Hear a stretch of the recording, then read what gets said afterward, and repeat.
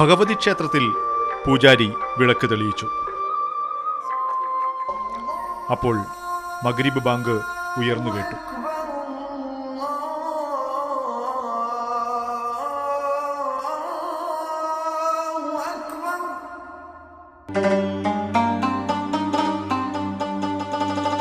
പുളിയക്കോട് ക്ഷേത്രാങ്കണത്തിൽ വെച്ച് അവർ നോമ്പ് തുറന്നു.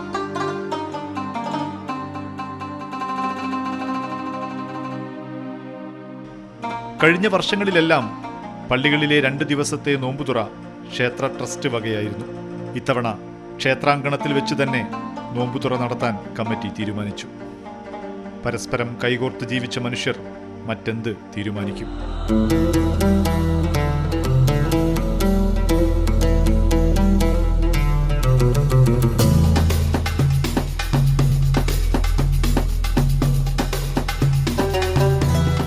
ഉത്സവത്തോട് പരിപൂർണമായിട്ടും സഹകരിച്ചിട്ട് വളരെ നല്ല രീതിയിലൊരു ദേശത്തിന് ഒരു ഉത്സവമായിട്ട് സൗഹാർദ്ദ രീതിയിൽ മതസൗഹാർദ്ദത്തിന് പ്രാതിനിധ്യ രീതിയിലുള്ള ഉത്സവമാണ് ഇവിടെ നടക്കാറ്. അതുകൊണ്ട് തന്നെ അങ്ങനെയുള്ള ആൾക്കാരെ ഒന്നിച്ചു കൂട്ടി ഒരു ഇഫ്താർ വിരുന്ന് നടത്തുക എന്നുള്ളത് ഞങ്ങളുടെ ഒരു സങ്കല്പമാണ്. ഈ അമ്പലം തന്നെ കിടക്കുന്നത് ഒരു മുസ്ലിം ഭൂരിപക്ഷ പ്രദേശത്തിന് നടുക്കാണ്. ഈ അമ്പലം ശരിക്കും നടത്തുന്നതിന് ഏറ്റവും സജീവമായിട്ട് മുന്നിട്ട് നിൽക്കുന്ന മുസ്ലിം സഹോദരങ്ങളാണ്. സ്വാഭാവികമായിട്ടും അവരുടെ സഹകരണം നമ്മളെ സംബന്ധിച്ചിടത്തോളം വളരെ ഒരു പുണ്യമായിട്ടാണ് ഇവിടുത്തെ കമ്മിറ്റി കാണുന്നത്, ഈ ക്ഷേത്ര കമ്മിറ്റി കാണുന്നത്. അതുകൊണ്ട് തന്നെ അവർക്ക് വേണ്ടിയിട്ട് ഒരു ഇഫ്താർ വിരുന്ന് ഒരുക്കാനുള്ളത് ഇവരെ മാനസികമായിട്ട് വല്ലാതെ ആഹ്ലാദപ്പെടുത്തുന്ന സംഭവമാണ്.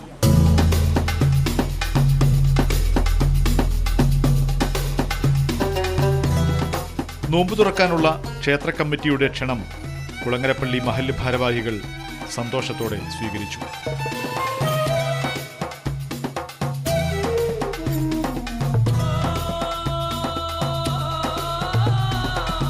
ഞങ്ങളും ഈ അമ്പലവുമായിട്ട് ഒരുപാട് അടുത്ത ബന്ധങ്ങളുണ്ട്.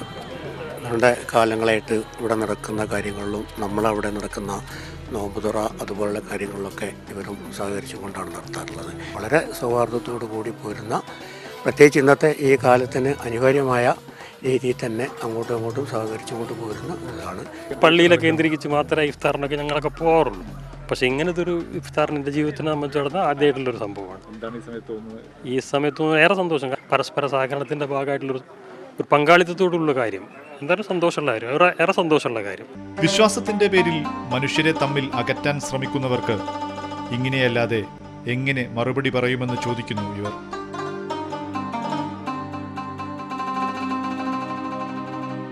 ഇത് സംഘടിപ്പിച്ച ക്ഷേത്ര ഭാരവാഹികൾ വളരെ മാതൃകാപരമായൊരു തുടക്കമാണ് ആരംഭിച്ചിട്ടുള്ളത്. ഇതെവിടെയും ചരിത്രത്തിൽ രേഖപ്പെടുത്തേണ്ട ഒരു കാര്യമാണ്. അതിനാൽ ഈ ഭാരവാഹികൾക്ക് തുടക്കമിട്ട അവർക്ക് അതിൻ്റെ ഭാരവാഹികൾക്ക് എല്ലാവർക്കും വേണ്ടി ഞാൻ അഗൈതവുമായ നന്ദി രേഖപ്പെടുത്തുന്നു. കഥയല്ല, അനുഭവങ്ങളാണ്. പച്ചയായ മനുഷ്യരുടെ സ്നേഹക്കാഴ്ചകളുടെ നേരനുഭവങ്ങൾ.